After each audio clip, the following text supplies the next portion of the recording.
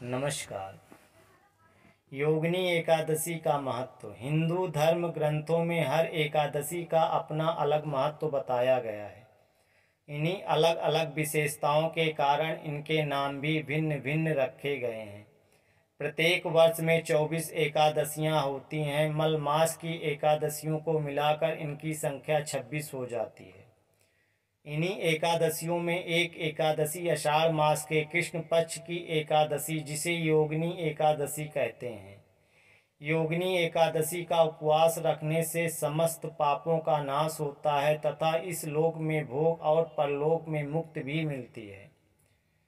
योगिनी एकादशी व्रत कथा। महाभारत काल की बात है कि एक बार धर्मराज युधिष्ठिर ने भगवान श्री कृष्ण से कहा, हे त्रिलोकीनाथ, मैंने ज्येष्ठ माह के शुक्ल पक्ष की निर्जला एकादशी की कथा सुनी। अब आप कृपया करके आषाढ़ माह के कृष्ण पक्ष की एकादशी की कथा सुनाइए। इस एकादशी का नाम तथा महत्व क्या है, सो अब मुझे विस्तार पूर्वक बताएं। श्री कृष्ण ने कहा, हे पांडुपुत्र, आषाढ़ माह के कृष्ण पक्ष की एकादशी का नाम योगिनी एकादशी है। इसके व्रत से सभी पाप नष्ट हो जाते हैं। यह व्रत इस लोक में भोग तथा परलोक में मुक्ति देने वाला है। हे धर्मराज, यह एकादशी तीनों लोकों में प्रसिद्ध है। इसके व्रत से सभी पाप नष्ट हो जाते हैं। तुम्हें मैं पुराण में कही हुई कथा सुनाता हूँ, ध्यान पूर्वक श्रवण करो। कुबेर नाम का एक राजा अलकापुरी नाम की नगरी में राज्य करता था। वह शिव भक्त था। उनका हेमामाली नामक एक यक्ष सेवक था जो पूजा के लिए फूल लाया करता था। हेमामाली की विशालक्षी नाम की अति सुंदर स्त्री थी। एक दिन वह मानसरोवर से पुष्प लेकर आया, किंतु कामुकता होने के कारण पुष्पों को रखकर अपनी स्त्री के साथ रमण करने लगा। इस भोग विलास में दोपहर हो गई। हेमामाली की राह देखते देखते जब राजा कुबेर को दोपहर हो गई तो उसने क्रोधपूर्वक अपने सेवकों को आज्ञा दी कि तुम लोग जाकर पता लगाओ कि हेमामाली अभी तक पुष्प लेकर क्यों नहीं आया। जब सेवकों ने उसका पता लगा लिया तो राजा के पास जाकर बताया, हे राजन, वह हेमामाली अपनी स्त्री के साथ रमण कर रहा है। इस बात को सुन राजा कुबेर ने हेमामाली को बुलाने की आज्ञा दी। डर से कांपता हुआ हेमामाली राजा के सामने उपस्थित हुआ। उसे देखकर कुबेर को अत्यंत क्रोध आया और उसके ओंठ फड़फड़ाने लगे।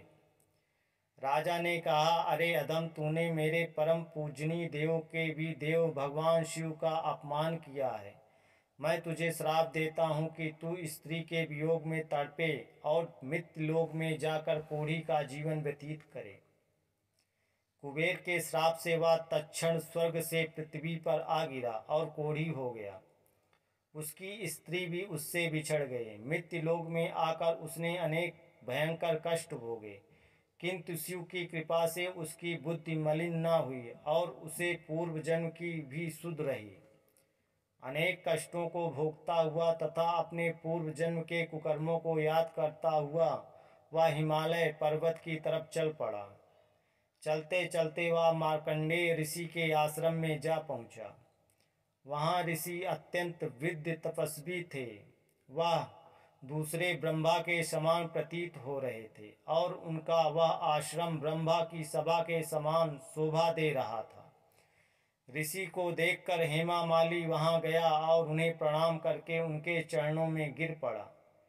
हेमामाली को देखकर मार्कंडेय ऋषि ने कहा, तूने कौन से निकृष्ट कर्म किए हैं जिससे तू कोढ़ी हुआ और भयानक कष्ट भोग रहा है। महर्षि की बात सुनकर हेमामाली बोला, हे मुनिश्रेष्ठ, मैं राजा कुबेर का अनुचर था। मेरा नाम हेमामाली है। मैं प्रतिदिन मानसरोवर से फूल लाकर शिव पूजा के समय कुबेर को दिया करता था। एक दिन पत्नी सहवास के सुख में फंस जाने के कारण मुझे समय का ज्ञान ही नहीं रहा और दोपहर तक पुष्प न पहुंचा सका। तब उन्होंने मुझे श्राप दे दिया कि तू अपनी स्त्री का वियोग और मृत्यु लोक में जाकर कोढ़ी बनकर दुख भोगेगा। इस कारण मैं कोढ़ी हो गया हूँ तथा पृथ्वी पर आकर भयंकर कष्ट भोग रहा हूँ। अतः कृपया करके आप कोई ऐसा उपाय बतलाएं जिससे मेरी मुक्ति हो। मार्कंडेय ऋषि ने कहा, हे हेमामाली, तूने मेरे सम्मुख सत्य वचन कहे, इसलिए मैं तेरे उद्धार के लिए एक व्रत बताता हूँ।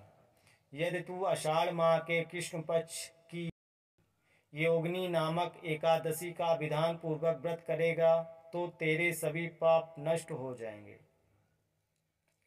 महर्षि के वचन सुन हेमामाली अति प्रसन्न हुआ और उनके वचनों के अनुसार योगिनी एकादशी का विधान पूर्वक व्रत करने लगा। इस व्रत के प्रभाव से अपने पुराने स्वरूप में आ गया और अपनी स्त्री के साथ सुखपूर्वक रहने लगा।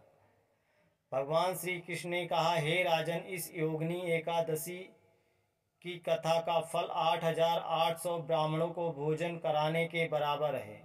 इसके व्रत से सभी पाप नष्ट हो जाते हैं और अंत में मोक्ष प्राप्त करके प्राणी स्वर्ग का अधिकारी बन जाता है।